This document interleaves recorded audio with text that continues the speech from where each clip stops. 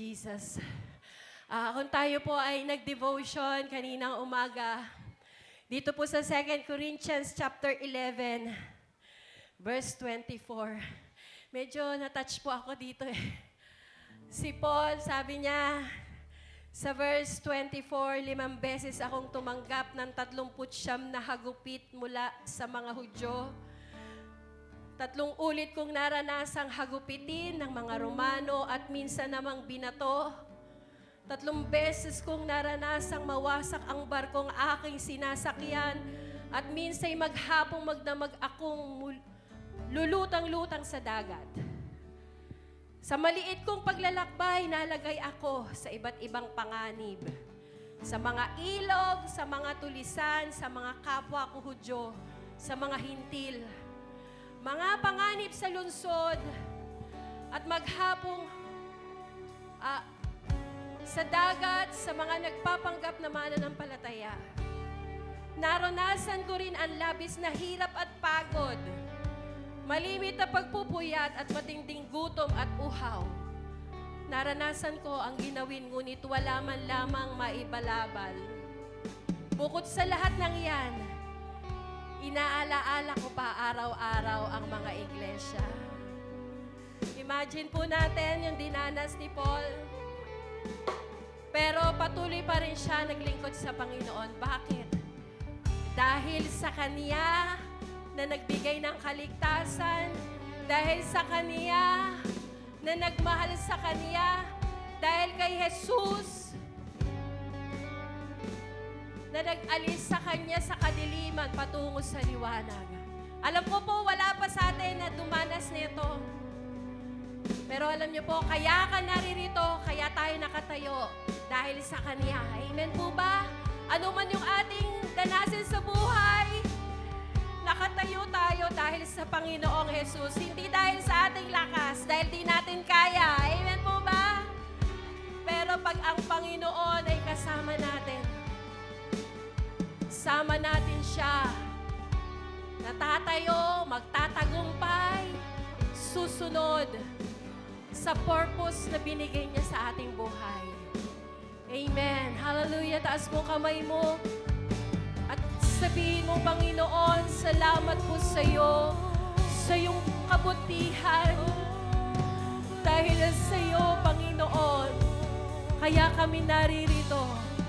Kaya kami nakatayo dahil sa iyo, O Diyos. Kaya kami nagpapatuloy dahil sa iyo, Panginoon. Hallelujah. Praise you, Jesus. Kay daming pagsubok ang kinakaharap, parang kay layo ang pinapangarap. Tulong, san kaya mahanap? Kailan matatapos ang paghihirap? Kay daming pagsubok ang kinakaharap, parang kay layo ang pinapangarap. Tulong, san kaya mahanap? Kailan matatapos ang paghihirap? Ngunit dahil sa Kanya, puso ko'y di nangangamba. Nang dahil sa Kanya, takot ay nawawala.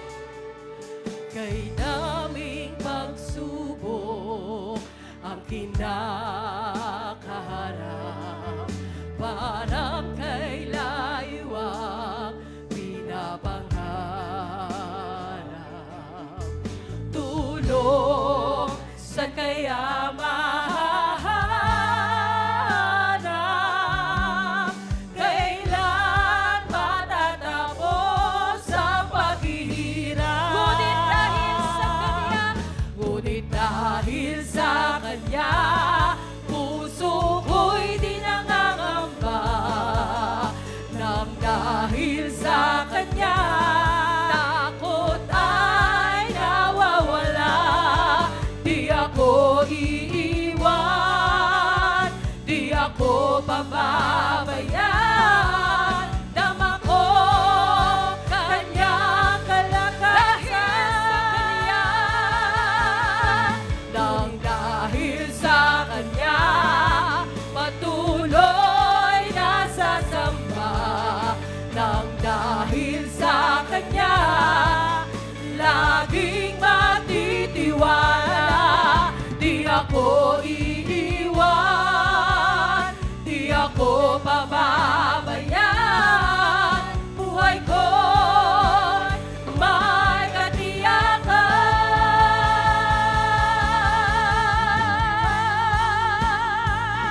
Oh, sa'yo'y may katiyakan, oh Diyos.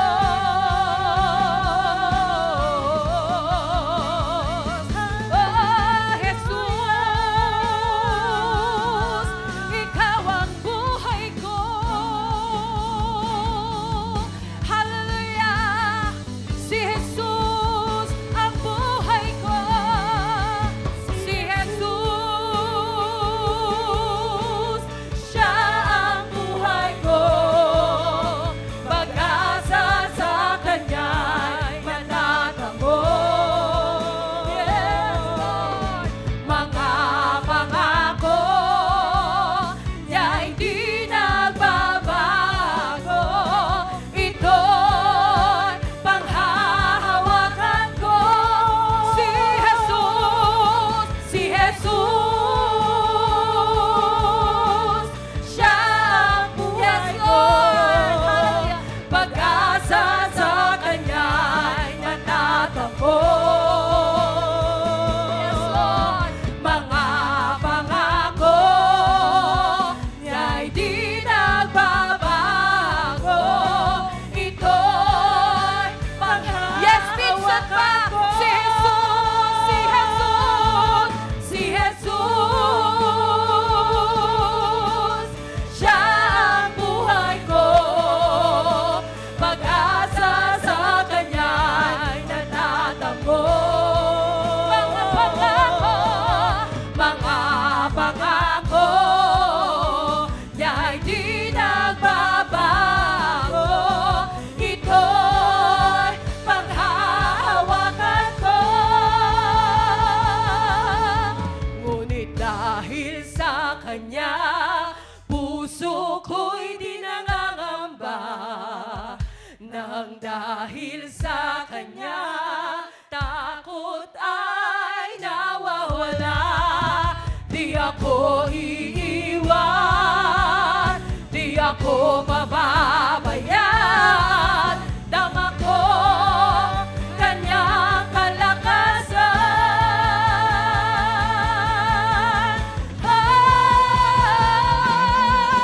Nang dahil sa Kanya, patuloy na sasamba. Nang dahil sa Kanya, laging